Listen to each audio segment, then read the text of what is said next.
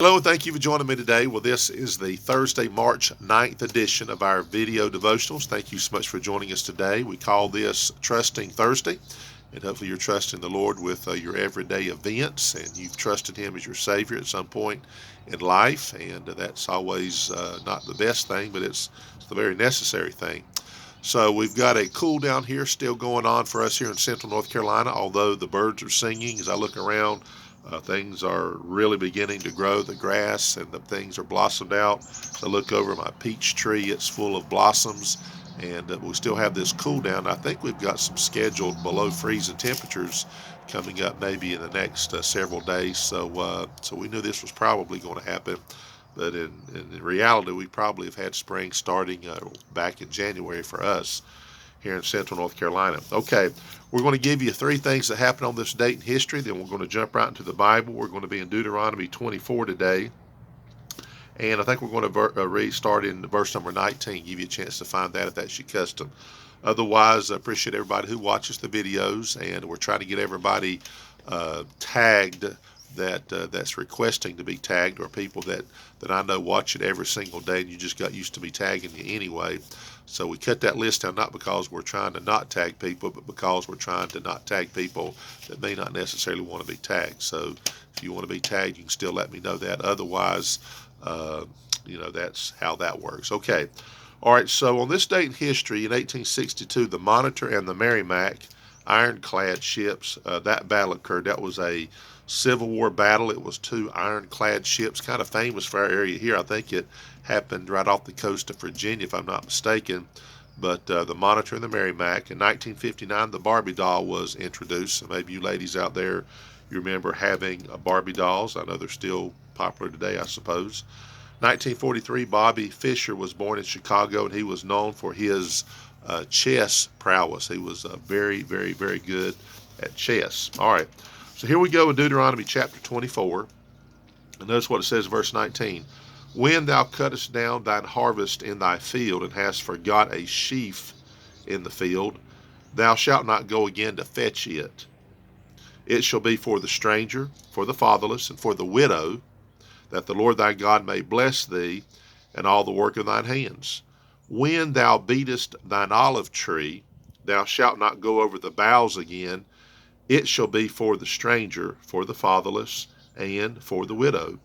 When thou gatherest the grapes of thy vineyard, thou shalt not glean it afterward.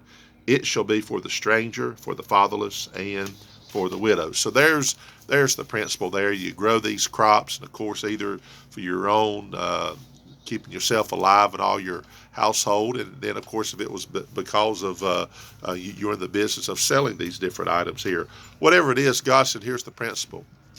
When you go and get the main crop, so to speak, then you leave some for these people, for the fatherless and for the widow and for the stranger. That's the decent thing to do, and let them have something like that. Here's something that reminds me of that. When I was a boy, my first public job, so to speak, was working at Winn-Dixie as a bag boy, and we unloaded trucks and stocked shelves, during store hours. So I was still in school, and I was this bag boy. And I remember, when it would get toward closing time, some of those departments would start marking down things right before closing time, so they could sell them quickly. And I remember one of those items was hamburger. And I remember that whatever hamburger sold for in that day, then they'd mark it down to 5 cents or 10 cents, especially if the employees were to buy it. You couldn't just go and say, you know what, they're going to throw it out anyway, I'm just going to take it. You had to pay something. And the joke was, well, I'll pay a nickel for it. So a nickel and 10 cents is what we'd pay for this hamburger. And sometimes we'd get 5-10 pounds of hamburger, and we'd give it to somebody. And I remember we would do that. I also remember working in the dairy and frozen food department, which is where I worked mainly, as I worked there a little bit longer, getting out of just bagging groceries. I worked in dairy and frozen food. Well, we had milk that would get marked down.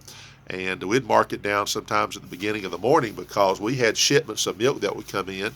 And of course, you that's been in the grocery business, you put the newest in the back, and you let the oldest sell from the front. And we're not talking about old as in bad. We're just talking about stuff that's the dates are newer. That's in the back, and let the older stock be sold first. Well, it got to the point where you had to move this stuff, and I remember we would mark the milk down, gallons of milk. You could get a gallon of milk, had to pay something for it, so we'd say, well, I'll pay a nickel for it or a dime, and we'd mark it down.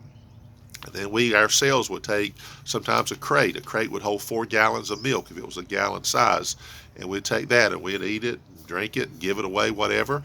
I remember in that same department we were in charge of the bread and the sweets that would put out on the bread aisle. And I remember we'd mark the bread down, and we would go through and mark it down drastically. And I remember there was this one particular man when I worked down in Ashboro. He'd come in, and we'd put this in shopping carts. We'd stack the bread first and just fill up a shopping cart full of loaf bread. And then you'd have the rolls. You'd have these cinnamon rolls. You'd have all these treats and donuts and stuff. And I remember we'd buy those things just for break. Again, pay a nickel or something for them, and just chomp down on a whole box of donuts. They wasn't old; they were just getting ready to go out of date, and they were still good to eat. So this one particular man, he would come in and buy all the carts. Sometimes it'd be 2 or 3 carts.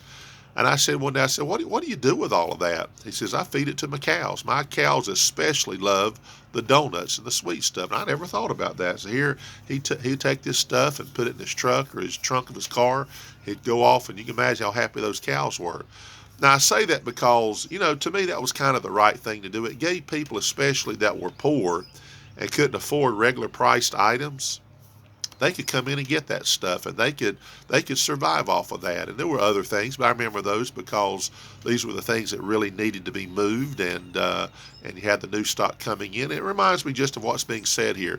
Now, I don't think they can do that so much. I know they mark down things, but then it was almost let's get rid of it and let somebody benefit from it, and it really cost them very little or nothing.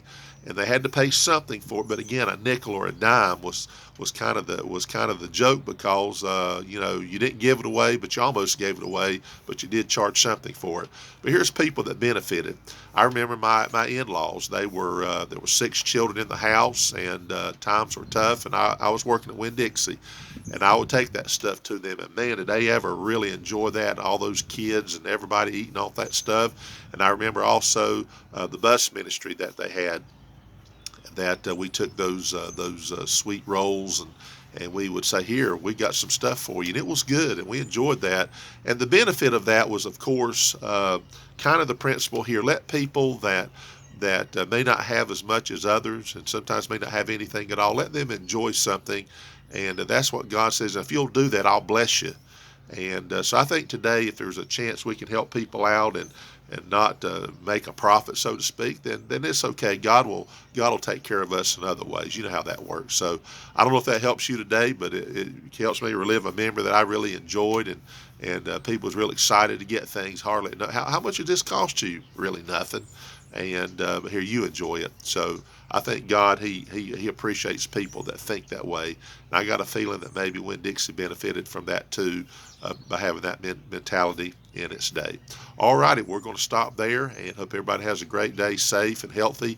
We'll see you tomorrow on Faithful Friday. Have a great day.